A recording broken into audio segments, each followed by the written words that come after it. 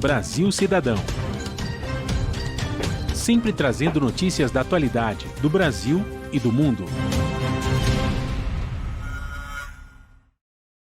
Olá, eu sou Joel Scala e está começando Brasil Cidadão, um programa do Observatório do Terceiro Setor. No programa de hoje, nós vamos conversar com duas importantes convidadas. A nutricionista Bruna Martinez, que é nutricionista e especialista em nutrição clínica e obesidade. E a juíza de Direito do Trabalho e mestre em Direito Social pela Universidade de Panthéon, no Sorbonne, na França, Daiana Monteiro dos Santos. Daiana Monteiro dos Santos. As duas vão fazer o programa hoje do Brasil Cidadão. Olá, Frank, tudo bem? Olá, Joel. Um abraço a você, as nossas convidadas e todo mundo que está em sintonia com o Brasil Cidadão. Você sabe que quase um mês desta pandemia tem surgido muitos problemas em relação à nutrição das pessoas que estão cumprindo o isolamento social. E também dúvidas a respeito de como fica a relação entre capital e trabalho. Por isso, nós trouxemos a juíza, a Daiana Monteiro dos Santos. Olá, Daiana, tudo bem? Tudo bem. Seja bem-vinda ao Brasil Cidadão. Muito obrigada, agradeço pelo convite, poder contribuir um pouco nessa fase tão difícil que estamos passando agora no país. É verdade. Daiana, a gente sabe que nós vivemos um momento em comum. As empresas estão tomando algumas decisões a respeito de demissão de funcionários, redução da carga de horário de trabalho. Num panorama geral, elas estão cumprindo a legislação trabalhista? Então, a legislação trabalhista, ela está sofrendo algumas alterações com as últimas medidas provisórias, criadas justamente para esse período de pandemia, que é o período de calamidade pública, que vai até 31 de dezembro, conforme o decreto do presidente da República. E ele flexibilizou os direitos trabalhistas como uma ideia de ajudar os empregadores, as empresas a se manter nesse período.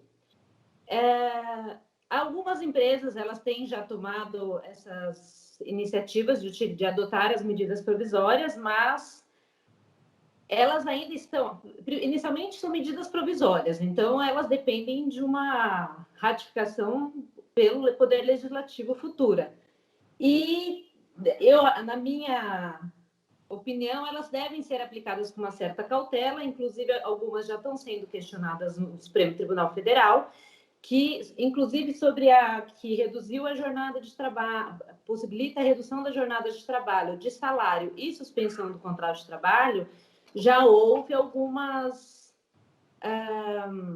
adaptações da norma com a nossa Constituição Federal. Então, ainda que existam as medidas provisórias e que as empresas as considerem que ela tem força de lei no período em que ela está vigente, mas é muito importante as empresas não se esquecerem que, além delas, existe uma Constituição Federal que deve ser respeitada e que traz direitos fundamentais sociais, considerados, inclusive, pelo STF, nas palavras do ministro Lewandowski, como cláusulas pétreas, que não podem ser alteradas.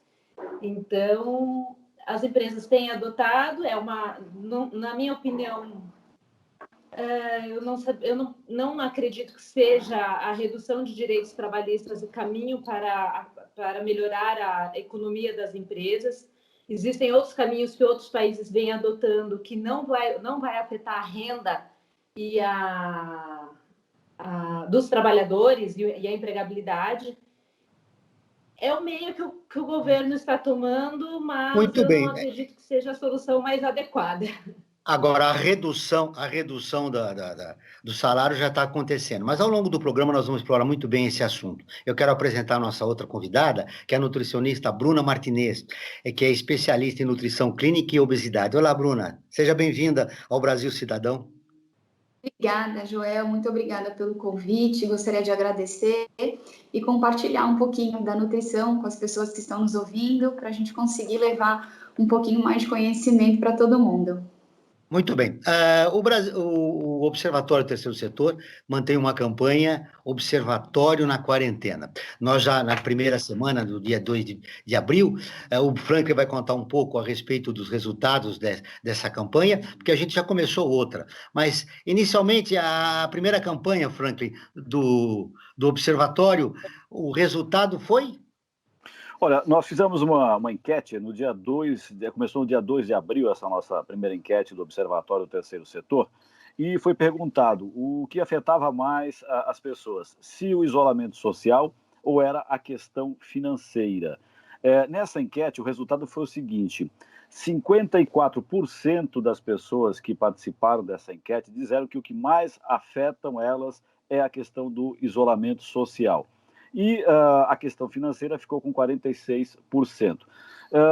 Lendo esses dados aí, a gente pode aprender o seguinte, que muitas pessoas, como estão trabalhando remotamente, né, elas continuam empregadas, elas estão recebendo, né, que às vezes com redução de salário, mas elas continuam recebendo alguma coisa, e o que está afetando mais é que elas são obrigadas a ter que ficar em casa, né, no home office. E para quem está fazendo home office sabe que está trabalhando muito mais do que se estivesse indo para as empresas, porque tem que, inclusive, você está no isolamento social e as pessoas que lhe auxiliavam, suas empregadas domésticas, suas faxineiras, enfim, suas diaristas, também estão, né? Aquelas pessoas que são conscientes deram também o isolamento, né? Ou possibilitar o isolamento para essas pessoas. Então, elas estão tendo que assumir também as tarefas domésticas, e isso tem sobrecarregado demais as pessoas. Então, eu acredito que o que tem afetado mais, né, esses números mostram, claro, né, que o isolamento social é o que está afetando mais as pessoas nessa pandemia que todo o mundo está vivendo. Falando em isolamento social, essa é a segunda pergunta da nossa enquete que você pode responder lá no Observatório Terceiro Setor, observatório3setor.org.br. Você está cumprindo o isolamento social? Se não, por quê? Está ali, e essa pergunta é que está vigorando agora e que vai ao longo de toda essa semana. Nós vamos ainda dar um tempo para os nossos seguidores que acompanham o Observatório do Terceiro Setor respondam. Você está cumprindo o isolamento social? Bruna, eu vou começar por mim. Esse isolamento social há pouco mais de um mês, eu tenho me causado uma ansiedade muito grande. Eu estou comendo mais do que o necessário. E isso provavelmente deve estar acontecendo com inúmeras pessoas. Ao longo do programa, eu vou ver as perguntas dos nossos seguidores, mas agora eu começo com a minha. O que fazer para controlar essa ansiedade? A gente tem alguns pontos, Joel, que são fundamentais da gente pontuar, né? Então, primeiro, não é momento das pessoas fazerem nenhum tipo de restrição calórica, né? Então, agora não é tempo de nenhum tipo de dieta. Por quê? Se a gente faz restrições calóricas, o que acaba acontecendo? A gente não vai conseguir fornecer energia suficiente para o bom funcionamento do nosso corpo.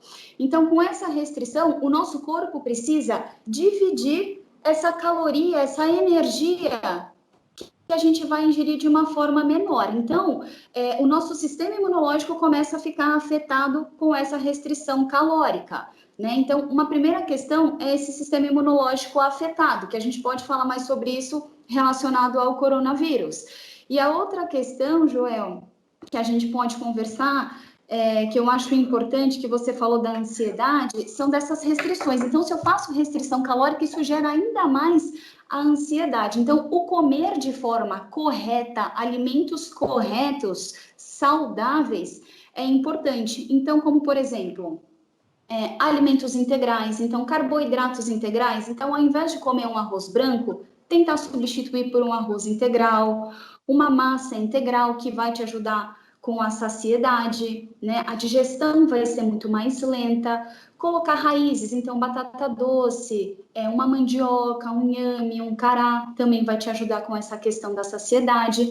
Compor esse prato também com proteínas, então ovo, carnes magras, o peixe, o frango, verduras, legumes. Então, tudo isso vai te ajudar com a saciedade. Ajudando com a saciedade, eu evito o quê? Os beliscos. Eu vou evitar comer de forma mais compulsiva, mais ansiosa. E até uma outra dica, muitas vezes ou a gente pede pelo aplicativo a lista do mercado, ou vai até o mercado, se a pessoa não tiver esse controle de evitar alimentos mais calóricos, mais gordurosos, tentar não comprar pelo menos nesse período, porque isso acaba gerando também uma descompensação, acaba descompensando essa questão de aumentar volume.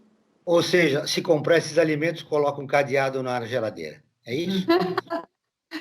Muito bem.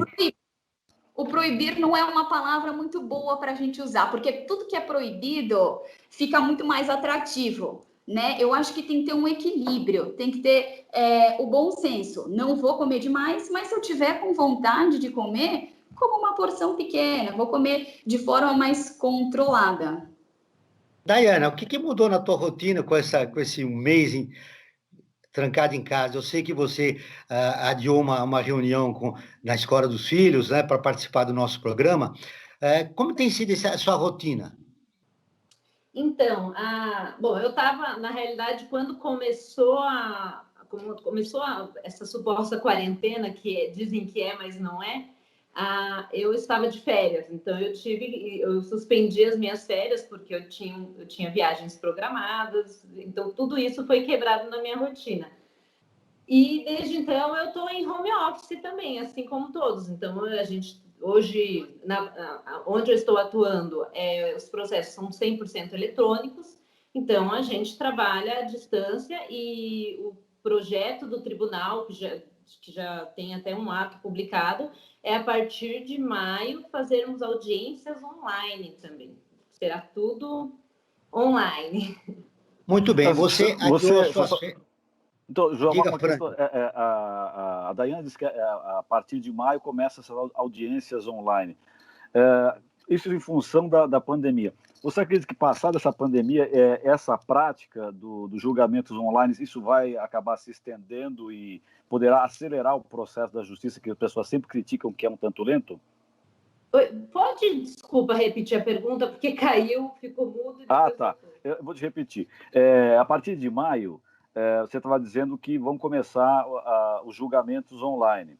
Eu te pergunto que, passada a pandemia, é possível que isso seja incorporado no dia a dia da justiça e isso passe digamos, a acelerar os processos da justiça, que há uma crítica em geral que ela é um pouco lenta? Então, Principalmente na justiça do trabalho, né? Exatamente, É que a realização de audiências online, especialmente na justiça do trabalho, ela é muito delicada.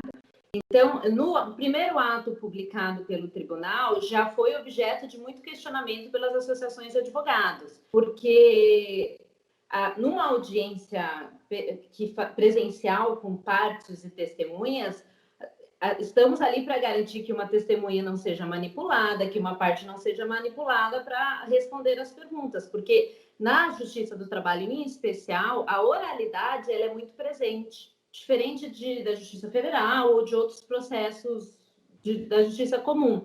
Então, em princípio, as audiências que faremos online serão audiências de conciliação ou audiências iniciais, que são audiências que a gente recebe os documentos, verifica se tem a possibilidade de acordo, mas a de instrução, que é aquela que a gente ouve as testemunhas, ouve as partes, é muito delicado para a gente garantir a lisura do procedimento, que é o mais fundamental num processo. Essa é uma boa notícia para os trabalhadores, né?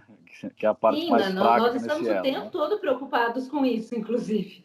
Mas certamente, quando retornarmos à atividade presencial, haverá vamos dobrar ou triplicar as nossas audiências justamente para recompor esse período que está parado, né? Perfeito. Muito bem. Daiana, as empresas hoje têm o direito de adiantar as férias dos seus funcionários? Bom, sobre as férias, a medida provisória, ela dispõe que pode sim ser adiantada, basta um aviso prévio de 48 horas, e com as férias que já estão vencidas, isso é simples, porque a pessoa já tem direito às férias, então eles antecipam, avisa com 48 horas de antecedência. A medida provisória, ela admite também que você antecipe, que você conceda férias sobre período que não está encerrado ainda. E o que se pode questionar sobre isso é se eu posso antecipar períodos futuros, ou seja, as férias do ano que vem, daqui 2 anos, daqui 3 anos. A interpretação que eu dei sobre essa redação e que colegas meus já deram, e que inclusive o ministro do Superior Tribunal do Trabalho já se manifestou a respeito, é no sentido que as férias é um direito anual. Todo trabalhador tem direito anual a usufruir das férias. E isso, inclusive, está na Convenção Internacional da Organização Internacional do Trabalho, que é a número 132, e que é ratificada pelo Brasil, então tem força de lei. E estabelece que os trabalhadores têm direito a férias anuais. Então, na minha opinião... Essas férias que você está se referindo poderiam se transformar em férias coletivas. Quando os funcionários voltarem, o patrão pode descontar essas férias coletivas? As férias coletivas que todo mundo tem direito? Desculpa, descontar de que forma? Descontar nas férias que tem direito? O funcionário recebe férias coletivas. Sim. Nesse período da pandemia. Ao Sim. voltar, essas férias coletivas podem ser descontadas nas férias individuais de Sim. cada funcionário? Pode. As férias coletivas, normalmente, elas já podem ser descontadas das individuais. Muito bem. Caso o funcionário esteja cumprindo o home office, mas tenha sido diagnosticado com o Covid-19, o empregador pode exigir que ele continue trabalhando enquanto estiver em casa? Bom, mediante a apresentação de um atestado médico, o empregador não pode exigir absolutamente nada. Porque o atestado médico lhe dá o direito de afastar das atividades laborais. Muito bem. Franklin. Então, eu queria fazer uma pergunta para a Bruna. Tá? Que alimentos que nós devemos, nesse período de pandemia, comer para reforçar a nossa imunidade? Tem algum alimento assim, por exemplo, as pessoas às vezes... por exemplo, hoje de manhã, antes de vir aqui para o programa, eu fui para a feira, né? E aí na feira, claro, o feirante acaba sendo que eu te empurrar algumas coisas, né? E o curioso que eu estava na banca lá de legumes e estava oferecendo o inhame, né, para comprar inhame. E a menina lá, feirante, disse assim, olha, sabe como é que o pessoal chama popularmente o inhame? Levanta defunto, né? Que é muito bom para a imunidade e tal. Eu fiquei com isso na cabeça, claro, dei risada e tal lá, mas há alguns alimentos assim que devem ser privilegiados para reforçar a imunidade nesse período de pandemia? O que é importante, Franklin, não é um alimento que vai mexer no contexto todo do nosso sistema imunológico. Então, por exemplo, não é eu comer o gengibre num creme de abóbora que vai fazer a diferença no meu sistema imunológico, né? Existem, sim, alguns alimentos que vão fortalecer esse sistema imunitário, né? Mas pensando hoje na situação que nós estamos, não é só um alimento, né? Então, o gengibre, ele ajuda nessa questão de fortalecer o sistema imunológico, a cúrcuma, ela ajuda no sistema imunológico, é muito importante a gente ressaltar a vitamina C, então, acerola, laranja, mexerica, limão, folhosos verdes escuros, como o agrião, espinafre, escarola, o brócolis, então eles ajudam sim nessa questão do sistema imunológico. Agora, mas o inhame não, né? O inhame não. O inhame, a gente não fala muito do inhame nessa questão do sistema imunológico. O que normalmente eu oriento os meus pacientes é mudar toda a rotina alimentar, né? Então, não só para ajudar na questão da ansiedade, como foi abordada com o Joel, mas também para melhorar no sistema imunológico. Então, se eu faço um café da manhã bom, um almoço bom, o lanche da tarde eu estou um pouco mais ansioso, então começo a comer um pouco mais de doce, de gordura, o jantar a gente pede uma pizza, come um hambúrguer, então isso começa a interferir diretamente no sistema imunológico. Então, é um contexto, toda alimentação é necessária que ela esteja equilibrada, balanceada, para a gente conseguir deixar esse sistema imunológico forte. E uma questão importante, Franklin, eu me alimentando saudável, eu me alimentando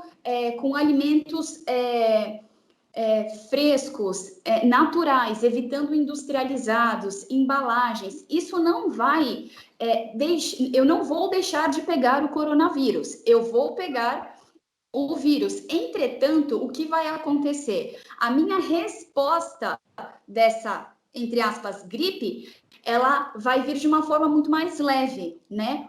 Não vai ser tão agressiva ao nosso corpo. Então, com esse sistema imunológico mais forte, o nosso corpo vai responder de uma forma melhor. Então, de uma forma muito mais tranquila, os sintomas vão acontecer. Muito bem, o Brasil Maravilha. Cidadão está recebendo hoje, Franklin, a Bruna Martinez, que é nutricionista, acabou de responder uma pergunta sua, e a Dayana Monteiro dos Santos, que é juíza do trabalho. No programa de hoje, nós estamos elucidando algumas dúvidas das pessoas que estão cumprindo o isolamento social. Vocês sabem que nós não atingimos 60% do isolamento social na cidade de São Paulo, que é um absurdo. Isso é um perigo para que a doença se estenda, né, para um maior número de pessoas. E aqui é o lugar onde mais acontece, onde está mais tendo casos de Covid-19, né, Joel? É importante que seja ressaltado. Né? Como fazer para que a população cumpra o isolamento social, se nós temos dois discursos no governo? Um dos técnicos diz para a gente ficar isolado, e o outro do governo, as autoridades e apoiadores do presidente da República, dizendo que todo mundo deve voltar ao trabalho, quer dizer, a economia precisa girar. Eu queria ouvir você, Dayana, a respeito dessa dubiedade que o governo apresenta e que causa grandes transtornos para a população, que não sabe o que obedecer, aos técnicos ou aos políticos. Bom, como você mesmo disse, é uma grande confusão.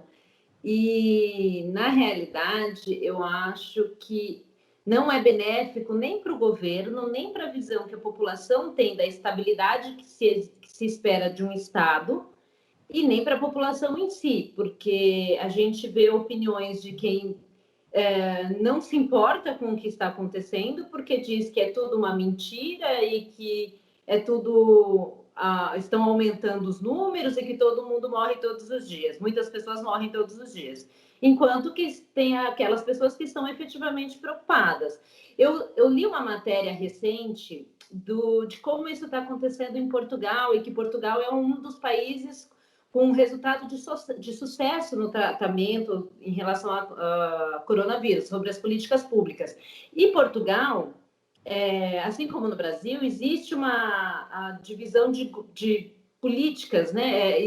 Um partido aparentemente, eu acho que é um partido de esquerda e um partido de direita, que é presidente e ministro. Mas em se tratando do coronavírus, eles se uniram e eles estão trabalhando juntos, e o resultado está sendo muito positivo no país.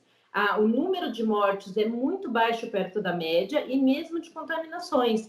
Então, eu acho que falta um pouco, talvez, de colocar de lado a política, esquecer um pouco os embates políticos que são naturais dos países e dos governos, e lembrar que a gente tem que ter um propósito único e organizar esse propósito único para todo o país trabalhar em conjunto. Porque o que eu acho que esses menos de 60% de isolamento que está acontecendo em São Paulo, Joel, é justamente o resultado desse conflito, que uns acreditam em um, outros acreditam em outro, e no final a contaminação vai se disseminar para todo lado, né? Muito bem, Franklin. É fundamental para que a gente atinja um pico alto de 80%, 90% de isolamento social, a comunicação. A grande imprensa no país está cumprindo a sua parte? Eu tenho acompanhado muito, né, já acompanhava até por força e obrigação do ofício, né, como jornalista. E eu agora muito mais, né, eu tenho acompanhado não só a mídia aqui no Brasil, como também a mídia no exterior. E eu percebo que os grandes veículos de comunicação, eles estão muito conscientes disso e com um olhar voltado para a questão científica. Ou seja, o isolamento, no momento, é a melhor solução para combater a pandemia. E eles têm contribuído muito para isso. Agora, tem aqueles pequenos veículos ideologizados assim, ao extremo, né? Não que os grandes veículos também não tenham a sua ideologia, e que acabam, às vezes, defendendo a visão do governo federal, parte do governo federal, pode-se dizer textualmente, do presidente da República, que é contra o isolamento. Tá? Então, isso causa um desserviço. Agora, os grandes veículos, acho que eles estão cumprindo o seu papel social, sim, de alertar a população de que é fundamental, neste momento, como acontece não só no Brasil, no mundo inteiro, o isolamento social. Os contatos que eu tenho alguns parentes que moram, por exemplo, na Espanha e outros que moram na França. Eu tenho conversado com eles e lá está rigorosa a questão do isolamento. Tá? Se você vai na França, por exemplo, se você vai andando pela rua, você tem que explicar muito bem o que você está fazendo na rua, porque senão você será multado. Tá? E na Espanha também tem um controle bastante rígido. Agora, aqui ainda está a coisa meio frouxa ainda, né? O pessoal, é curioso ainda, o pessoal que é contra, por exemplo, o isolamento social, vai para a rua para falar, para, digamos, se manifestar contra o isolamento, e vai nos seus carros, né? Ou seja, vai isolado também, né? Uma incoerência dessas pessoas, né? Ou seja, querem que os seus empregados, seus trabalhadores, eles sim rompam o isolamento, mas eles estão muito bem protegidos, né? Então, respondendo a sua questão, né, até dando uma contextualizada, eu acho que o papel da imprensa tem contribuído para o combate da pandemia, investindo no isolamento social. Você concorda, Bruna? Concordo. Como cidadã? Eu concordo. O cidadão brasileiro hoje ele precisa de ouvir um discurso uno a respeito para que se cumpra o isolamento social. Isso impacta muito se ele receber um discurso dúbio. Ele ouve uma coisa de manhã e ouve outra coisa à noite. Isso também influencia no metabolismo do corpo dele, acaba influenciando na nutrição e provocando ansiedade, né, nas pessoas. E aí, sim, né? Perdão. Elas começam a comer errado, não é verdade?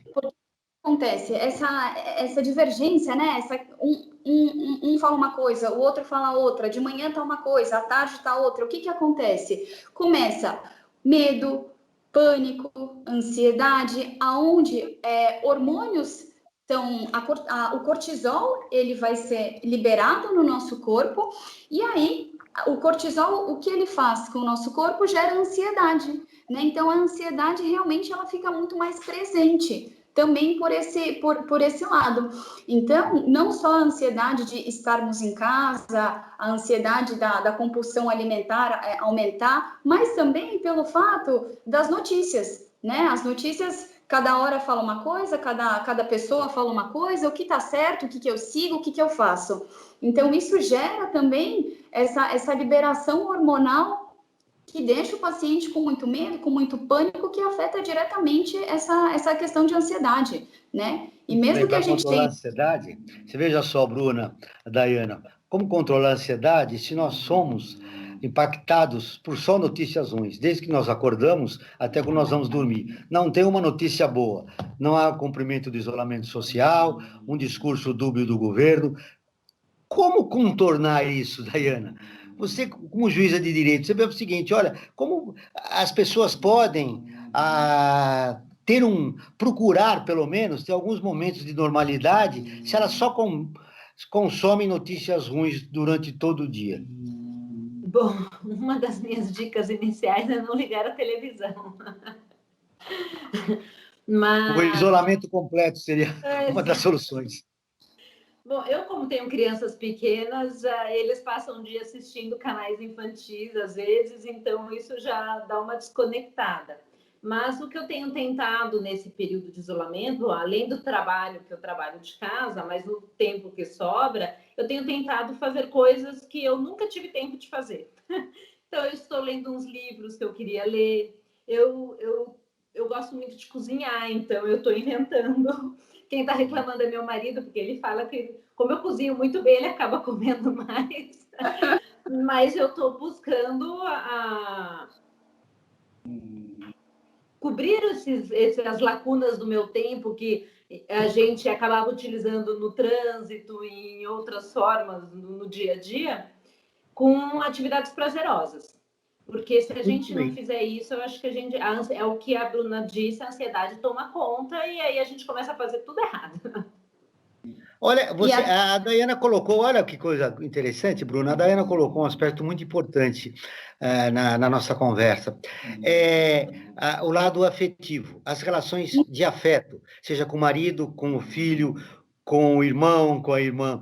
Essas relações de afeto, agora as pessoas estão muito mais próximas, antes elas se encontravam, se esbarravam, se encontravam em horários muito específicos. Esse grande encontro cria um novo momento na existência de cada um de nós.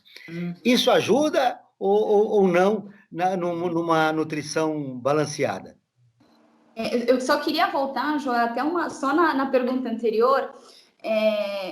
Eu acredito que assim, o ficar muito tempo com a televisão ligada, escutando notícias 24 horas, como a gente falou, interfere muito nessa questão da ansiedade. Então, até o que nós fazemos aqui em casa, e uma sugestão, a gente liga a TV uma vez por dia, né? Nós também temos um filho pequeno, então, até mesmo para ele não ficar bombardeado, internalizar tudo, a gente liga a televisão uma vez por dia quando ele está dormindo.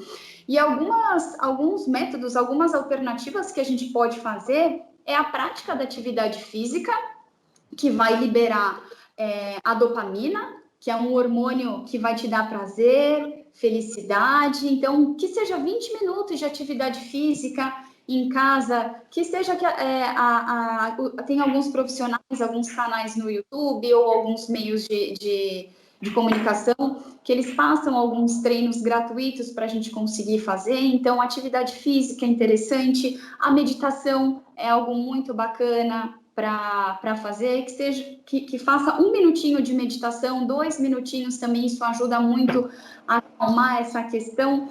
A prática de cozinha culinária, que eu vejo muitos pacientes colocando em prática, né? O cozinhar, que é uma terapia mesmo para muitas pessoas. Então, são atividades prazerosas. E estar em contato com pessoas, né? Com familiares, seja por videochamada, seja por contato telefônico, também é algo muito prazeroso, que eu vejo que isso acalma bastante as pessoas. Muito bem, agora nós vamos em contato com a nossa repórter, a repórter do Observatório do Terceiro Setor, a Júlia Pereira. Olá, Júlia, tudo bem? Olá, Júlia. Muito bem, estamos aguardando contato com a Júlia, que vai nos fornecer alguns dados a respeito do como está a cobertura da pandemia no Observatório do Terceiro Setor. Estou aguardando a Júlia. Chegou, não? Então vamos continuar aqui a nossa conversa entre a Júlia.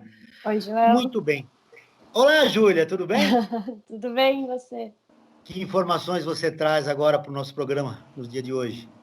Bom, hoje eu vou falar de uma reportagem que subiu no nosso portal sobre a situação das pessoas, a condição das pessoas em situação de rua nesse momento de pandemia, porque elas já vivem em extrema necessidade e nesse momento algumas medidas como higiene básica para evitar a contaminação dos vírus, elas não têm acesso. Com a redução da circulação das pessoas nas ruas, elas também estão com menos condições de conseguir alimentação, com o comércio fechado. Então, essa matéria foca bastante nisso, como que essas pessoas estão passando por esse momento e que algumas políticas públicas acabam sendo divulgadas, mas na prática elas não são muito acessíveis, como as condições dos abrigos também, principalmente na cidade de São Paulo. Muito bem. O Observatório está preocupado com um segmento fundamental da sociedade que é pouco esquecido, que são os moradores de rua. Que políticas públicas, Júlia, estão em andamento e já foram implantadas para atender essa população de rua? Bom, a Prefeitura de São Paulo falou que estava ampliando os abrigos, mas a gente já teve algumas notícias falando que as condições nesses abrigos, por mais que estejam sendo ampliadas, as condições principalmente de higiene não estão apropriadas, principalmente para esse momento. Outra coisa que aborda também na reportagem é sobre o Bom Prato, que é um dos principais meios que as pessoas em situação de rua têm para se alimentar diariamente. E o Bom Prato tinha, o governo, tinha feito um Bom Prato Express para as pessoas só pegarem alimentação, então eles fecharam os salões dos restaurantes e falaram que era para as pessoas pegarem e comer em casa. Mas como que as pessoas em situação de rua vão conseguir comer em casa? E eles também não estavam servindo talheres descartáveis, mas depois, em uma nota que eles enviaram para a gente, falaram que voltaram a distribuir os talheres de plástico descartáveis para que as pessoas tivessem o mínimo de higiene ali para fazer a refeição, que elas estavam utilizando as mãos, o que aumenta o risco de contaminação. E também o governo de São Paulo anunciou no dia 30 que o Bom Prato ia funcionar aos finais de semana e também no jantar. Então, visando fornecer, ter mais possibilidade de alimentação justamente para essas pessoas mais vulneráveis e as pessoas em situação de rua. O que é um absurdo exigir do morador de rua que leve o seu prato, né, para conseguir alimentação. É fundamental que esses restaurantes do Bom Prato funcionem nesses dias de pandemia, porque a população de rua não tem outro recurso para se alimentar. Lembrando que esses restaurantes cobram R$1 a alimentação, não é isso? Seja o almoço ou o jantar, né, Júlia? Isso. Muito bem. Mais alguma informação? Bom, é só falar para o pessoal acompanhar a gente nas redes sociais, no site também, porque a gente está fazendo uma cobertura principalmente sobre o coronavírus, então desde essas críticas às políticas públicas, falando bastante como estão os grupos que estão em condições mais vulneráveis, exato, e também notícias muito boas do terceiro setor, que tem atuado fortemente aí para ajudar esses grupos. Muito obrigado pela sua participação. Um abraço a você, Júlia. Obrigada. Até uma outra oportunidade. E essa é a cobertura do Observatório do Terceiro Setor, lembrando os segmentos importantes da população que estão esquecidos pela grande imprensa e que são fundamentais, que precisam de atendimento, de acolhimento. Nós estamos também fazendo uma cobertura a respeito do que acontece no terceiro setor e como ele está engajado para combater a pandemia que está acontecendo em nosso país. Muito bem, continuamos com as nossas duas convidadas. Você imagina, Bruna, vou começar com você, que absurdo, né? Exigir do morador de rua que ele leve um prato para comprar comida, né? E ainda bem que foi revogado, né? A gente estava criticando isso, agora o Franklin está novamente com a gente. Um absurdo, né, Franklin, essa decisão. Embora o governo do estado tenha revogado quase que imediatamente, mas passou-se quase uma semana sem os moradores de rua tiverem acesso à alimentação. E também falta de bom senso, né? É verdade. É só pensar um pouquinho, né? Aliás, uma das violações de direitos humanos, nós temos uma campanha permanente, nós não estamos falando agora só da campanha Observatório na Quarentena, mas temos uma campanha sobre direitos humanos, e, sobretudo, para preservar os direitos humanos da população de rua, que necessita não só de terem reconhecido os seus direitos básicos fundamentais, mas também de acolhimento do Estado. É fundamental que o Estado olhe, através de abrigos, através de restaurantes populares, essa população. Inclusive que foi aumentado agora pela crise econômica, né, Dayana? Quase 12 milhões de desempregados, muito pai de família usa o recurso desses restaurantes populares para que possam se alimentar. Mas eu estava citando você, Bruna, como falar, né, de uma alimentação balanceada para essa população que não tem praticamente nada. Joel, é muito complicado, né? É muito difícil a gente conseguir falar de uma alimentação saudável, de uma alimentação balanceada para essa população, né?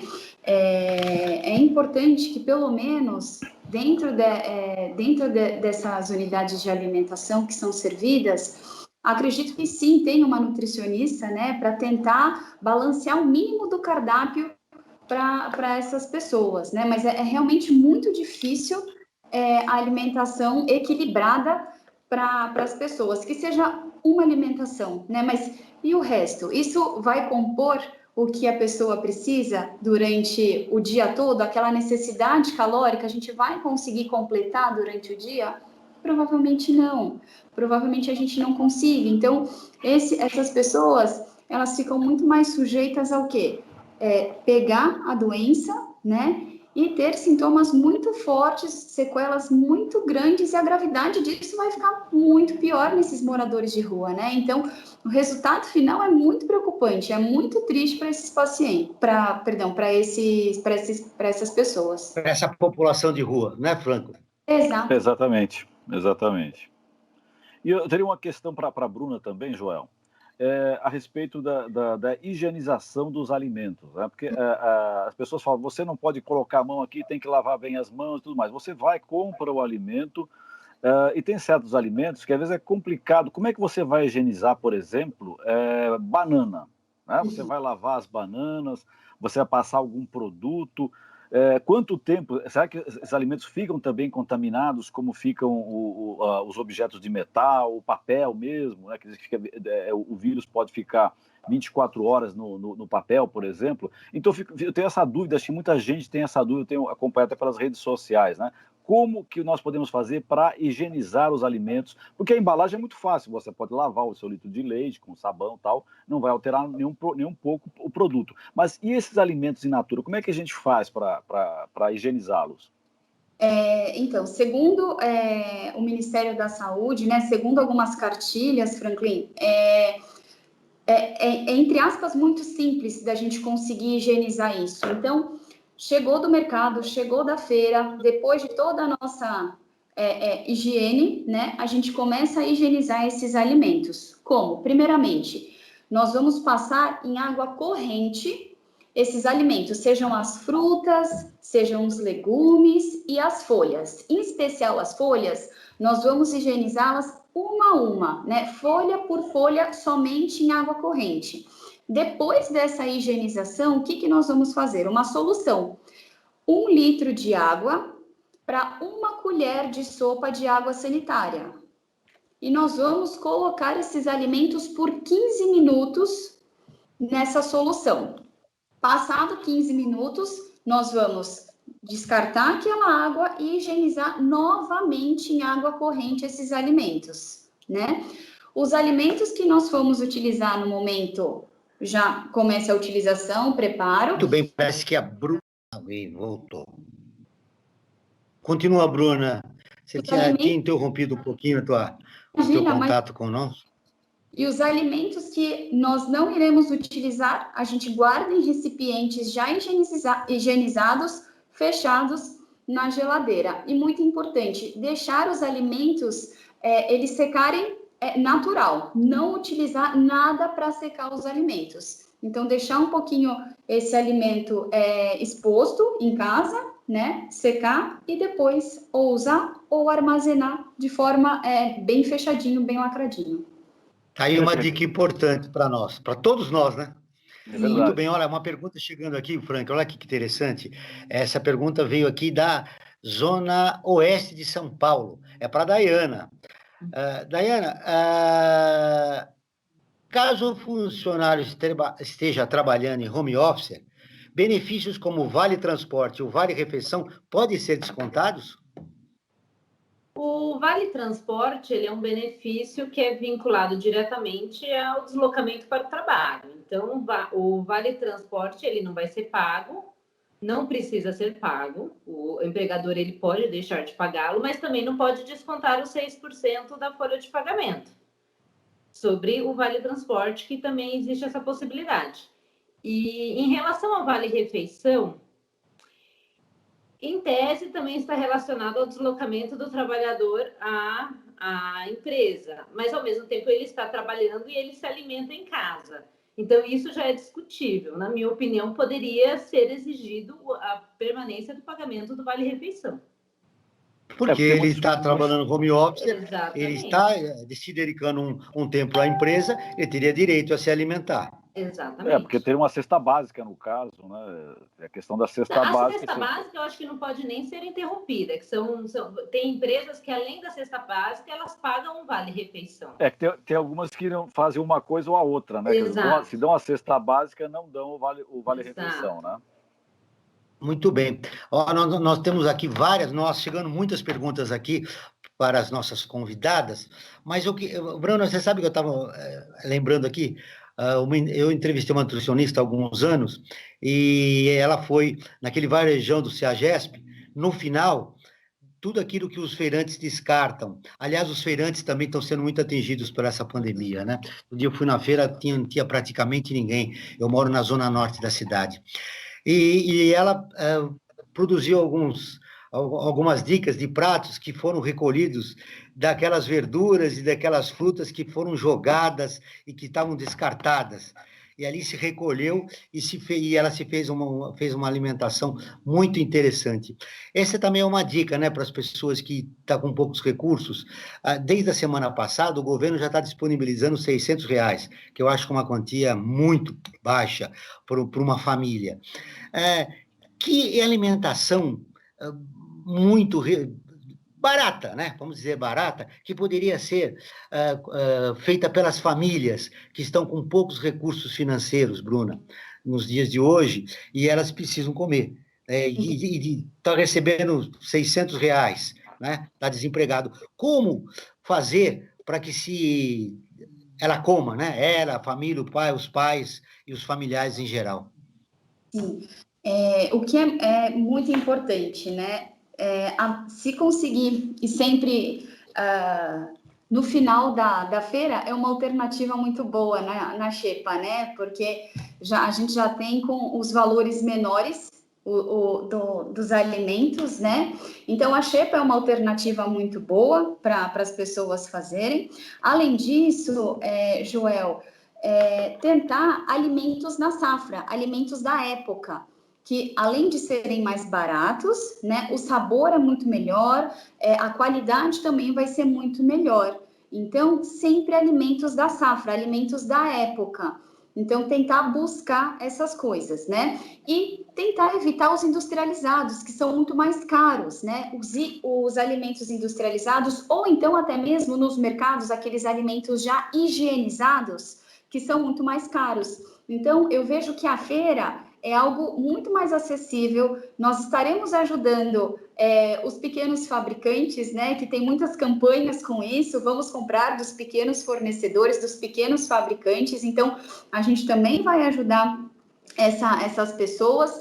Então, acredito que indo na feira, comprando alimentos em safra, no meio para o final da feira a gente consegue um custo também melhor. Eu acho que são alternativas que as pessoas podem fazer, né? E em mercados, talvez alguns mercados como atacados, que a gente consegue algo mais acessível, tentar evitar esses mercados de grande porte. Eu achei muito bacana, falando em mercado, tem alguns supermercados que eles estão fazendo algumas campanhas, deixando alguns carrinhos no final, na entrada do mercado, para a gente fazer doações para parte da população. Então, você compra e no final você deixa ali no carrinho a sua doação. Então, achei muito bacana também essa iniciativa.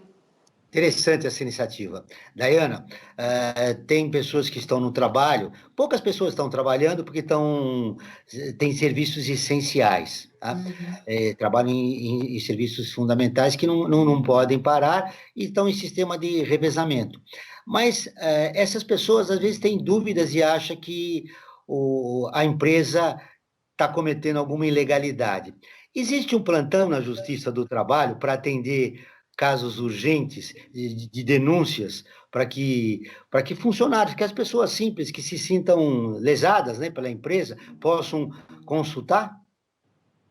Na Justiça do Trabalho, em si, um plantão direcionado para isso, não, mas existem órgãos, eu tenho certeza que existe algum plantão no Ministério Público do Trabalho acerca disso.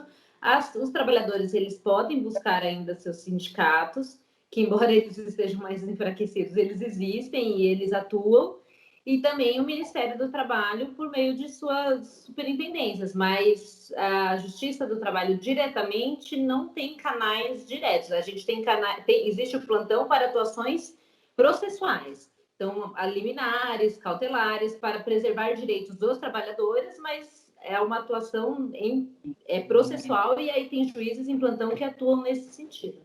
Dayana, Pois não, Frank, só uma questão, até a questão de direitos. Tem muitas empresas que estão aventando na questão da redução salarial, né? Porque está em crise, não estão faturando tanto quanto faturavam antes, então tem um problema para fechar a folha salarial e estão sugerindo, né, a possibilidade de redução salarial. Isso está previsto na legislação. O trabalhador ele tem que dar o ok para essa redução salarial ou não?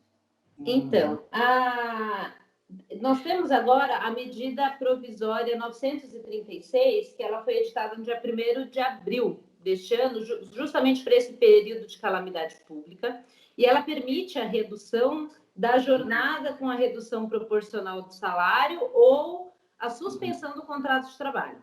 E, nesses casos, existe uma previsão de pagamento de um auxílio emergencial pelo Estado, conforme nos limites dos valores do seguro-desemprego. A questão dessa norma é que, assim, a medida provisória ela admitiu que isso seja feito por meio de acordo individual, ou seja, basta a empresa entrar em contato com o trabalhador, fazerem um acordo escrito individual e pronto. Entretanto, isso foi questionado pelo partido político, a Rede, e foi questionado no STF. E por decisão cautelar, o ministro Lewandowski, ele adaptou essa norma à Constituição Federal, porque na Constituição Federal a gente tem uma previsão expressa de que o salário é irredutível, salvo disposição em norma coletiva. Só um segundo. Salvo disposição em norma coletiva. Então, depende de negociação com as entidades sindicais, pois elas que têm um poder de negociação mais fortes com as empresas do que um trabalhador individual que depende do salário para sobreviver e que vai aceitar, evidentemente, sobretudo numa época de crise como a que estamos passando, um acordo de redução salarial. Então, pela decisão do STF, isso ainda é possível, porém, as empresas devem comunicar no prazo de 10 dias às entidades sindicais e, se elas questionarem, deve ser feita uma negociação coletiva, uma convenção ou acordo coletivo a respeito. Muito bem, eu tenho mais 5 minutos de programa. Eu gostaria das conclusões finais das nossas duas convidadas, mas eu começo com você, Franklin. O que mais importante você gostaria de deixar registrado no programa de hoje? Acho que nesse momento que nós estamos vivendo, não tem outra coisa para recomendar. Fique em casa se você puder. Se você não está numa atividade essencial, se você pode trabalhar remotamente, faça isso. Faça isso por você, faça isso por quem você ama, faça isso pelo Brasil e também pelo mundo. Dayana, o que mais importante você gostaria de deixar registrado no programa de hoje a respeito do momento que a gente está vivendo? A palavra esperança, que tudo vai passar, que vamos sair mais fortes dessa pandemia e que eu espero que a gente aproveite os frutos que todo esse isolamento e essa mudança da nossa rotina para a nossa vida no futuro, para dar valor saber dar valor ao que realmente importa para nós, para as nossas famílias e enfim, que todos os trabalhadores, as empresas, consigamos passar com menos traumas por toda essa pandemia. Bruna?